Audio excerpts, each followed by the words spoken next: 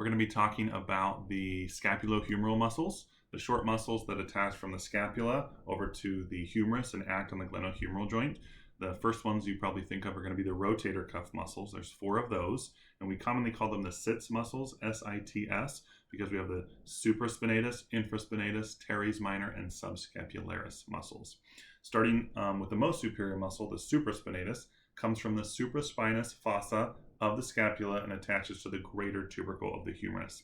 Its job is to initiate that first 15 degrees of abduction of the arm at the glenohumeral joint, and then after that 15 degrees, the deltoid will kind of take over, and then the supraspinatus will just assist in that abduction.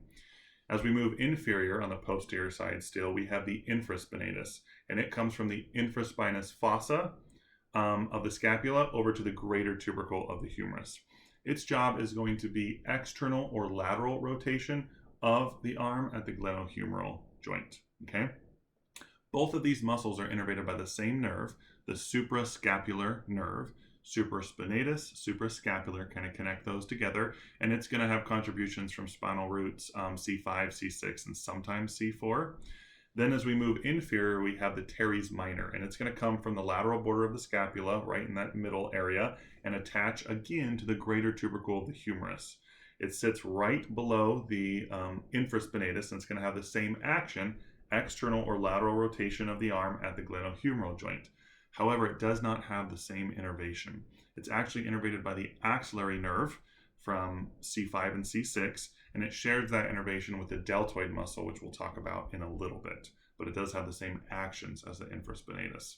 And then lastly, as we move anteriorly, we're going to have the subscapularis muscle, and it comes from the subscapular fossa of the scapula and attaches to the lesser tubercle of the humerus. Okay, its action is going to be medial or internal rotation of the arm at the glenohumeral joint, and it's going to be innervated by the upper and lower subscapular nerves, subscapularis, which again come from spinal nerve roots C5 and C6. Now, all of these 4 rotator cuff muscles have those individual actions that I just mentioned, but together, when they work together during movements of the shoulder or the glenohumeral joint, they act to kind of grab that head of the humerus and pull it in and keep it tight where it needs to be on the glenoid fossa or glenoid cavity, so that we have that stability in our glenohumeral joint with any kind of movement away from our body. In addition to these rotator cuff muscles, we do need to also talk about the teres major muscle.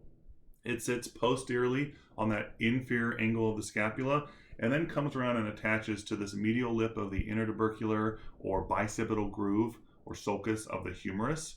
Okay, and you have to think about that attachment to help you understand the action. So it's coming from posteriorly, right, that inferior angle of the scapula, and then coming anteriorly to that medial lip of the humerus, so that intertubercular groove. So its action is actually going to be similar to the subscapularis, because now we can pull it into internal or medial rotation of the arm at the glenohumeral joint, and it can also adduct the arm, bringing it into the trunk.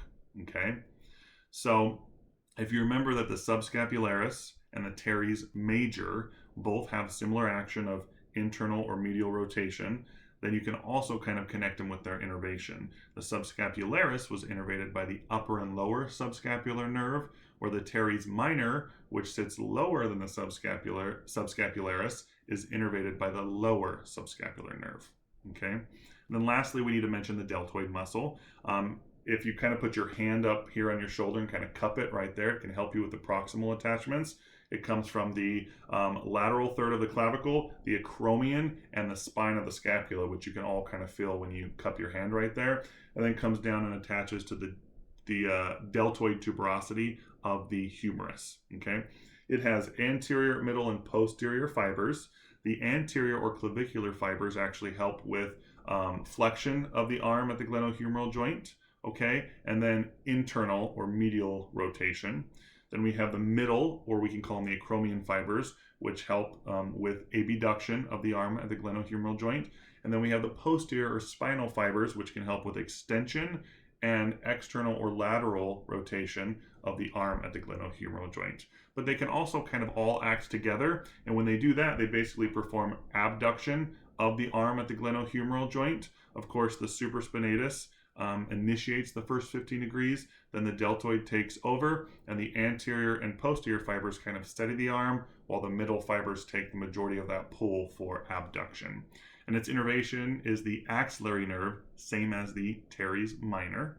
Okay, so to quickly review innervations, we're really only talking about a few nerves. We're talking about the suprascapular nerve, the upper and lower subscapular nerve, and the axillary nerve for all of these scapulohumeral muscles. So supraspinatus and infraspinatus muscles, both innervated by the suprascapular nerve. Then we have the subscapularis and the teres major, right, innervated by the upper and lower subscapular nerves, upper and lower for the subscapularis and lower only for the teres major. And then we have the deltoid muscle, big muscle right here, and we have the teres minor, both innervated by the axillary nerves.